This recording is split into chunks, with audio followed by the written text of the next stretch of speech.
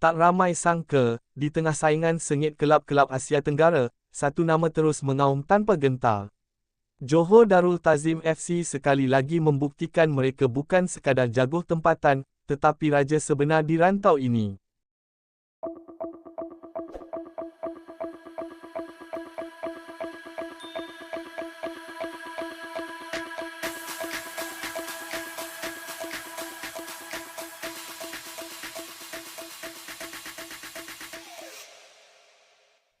Johor Darul Ta'zim FC, JDT, terus mengukuhkan status sebagai kuasa besar bola sepak Asia Tenggara, apabila sekali lagi diiktiraf sebagai kelab nombor 1 di rantau ini.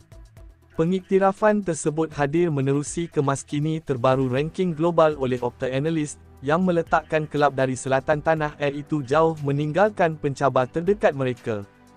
Dalam kemaskini terkini tersebut, JDT berjaya menduduki tangga ke-10 terbaik di Asia, satu pencapaian yang bukan sahaja membanggakan penyokong Harimau Selatan, malah mengangkat martabat bola sepak Malaysia di pentas benua. Kedudukan ini membuktikan bahawa dominasi JDT bukan sekadar di peringkat domestik, tetapi turut diiktiraf pada skala yang lebih luas.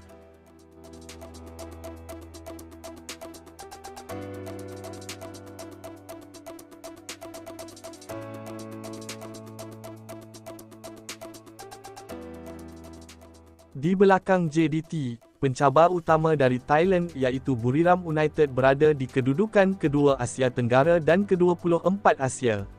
Walaupun dikenali sebagai antara kelab paling konsisten di rantau ini, jurang antara mereka dan JDT masih jelas ketara.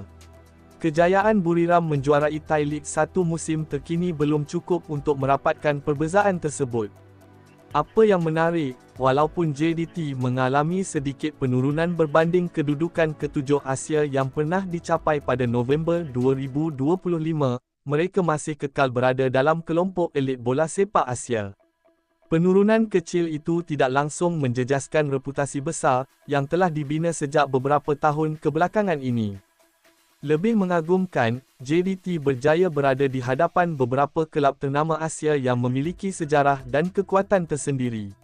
Antaranya termasuk Al-Ittihad, finalis kejohanan ACL 2 musim 2025-2026, serta kelab Jepun Gamba Osaka yang terkenal dengan tradisi bola sepak berkualiti tinggi. Turut berada di belakang JDT ialah bekas juara Liga Juara-Juara AFC, Al-Ain FC, satu lagi bukti bahawa kelab Malaysia kini mampu bersaing dengan nama-nama besar di Asia.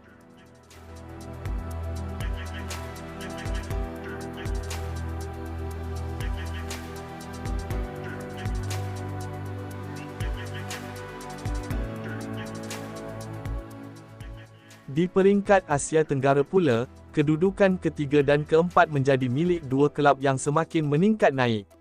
Chong An Hanoi FC, yang pernah mencipta sensasi sebagai finalis Shopee Cup 2024-2025, menduduki tangga ke-70 Asia.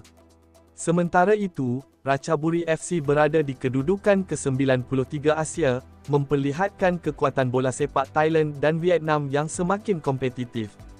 Melengkapkan kelompok 5 terbaik Asia Tenggara ialah wakil Indonesia, Persib Bandung.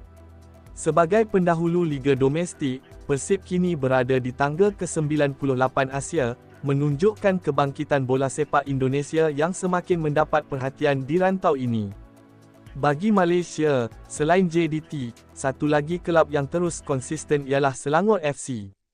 Pasukan Gegasi Merah itu kekal sebagai kelab kedua terbaik negara dengan kedudukan ke-144 Asia. Walaupun jurang dengan JDT agak besar, Selangor tetap menunjukkan perkembangan positif dan berpotensi untuk terus meningkat pada masa hadapan. Tidak ketinggalan, Kuching City FC turut mencatatkan pencapaian tersendiri apabila berada di kedudukan ke-217 Asia. Walaupun masih jauh untuk mencabar kelompok elit, kehadiran mereka dalam senarai ini memberi gambaran bahawa lebih banyak kelab Malaysia mula menonjol di peringkat antarabangsa.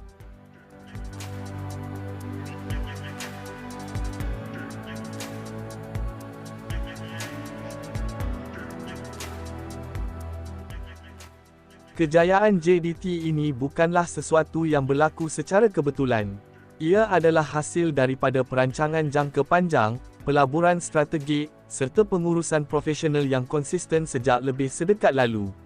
Dari pembangunan fasiliti bertaraf dunia, pengambilan pemain berkualiti, hingga kepada struktur organisasi yang moden, semuanya memainkan peranan penting dalam membentuk kejayaan ini. Selain itu, dominasi JDT di Liga Super Malaysia juga menjadi asas kepada pencapaian mereka di peringkat Asia. Kejayaan berterusan dalam saingan domestik memberikan keyakinan dan kestabilan kepada pasukan untuk bersaing dengan kelab-kelab luar negara.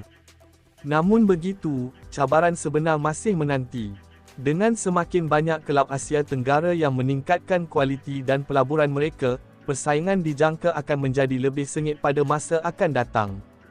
Thailand, Vietnam dan Indonesia masing-masing sedang membina kekuatan baharu yang mampu memberi ancaman kepada dominasi JDT. Dalam masa yang sama, kejayaan ini juga membawa harapan besar kepada bola sepak Malaysia secara keseluruhan. Ia membuka peluang kepada kelab-kelab lain untuk mencontohi model yang digunakan oleh JDT dalam mencapai kejayaan di peringkat tertinggi. Secara keseluruhannya, kedudukan JDT sebagai kelab terbaik Asia Tenggara bukan sekadar satu gelaran, ia adalah simbol kepada perubahan lanskap bola sepak Malaysia. Dengan momentum yang dimiliki ketika ini, tidak mustahil untuk melihat JDT terus mencipta sejarah, dan mungkin suatu hari nanti menembusi kelompok 5 terbaik Asia. Apa yang pasti, buat masa ini, Harimau Selatan masih mengaum paling kuat di rantau ini.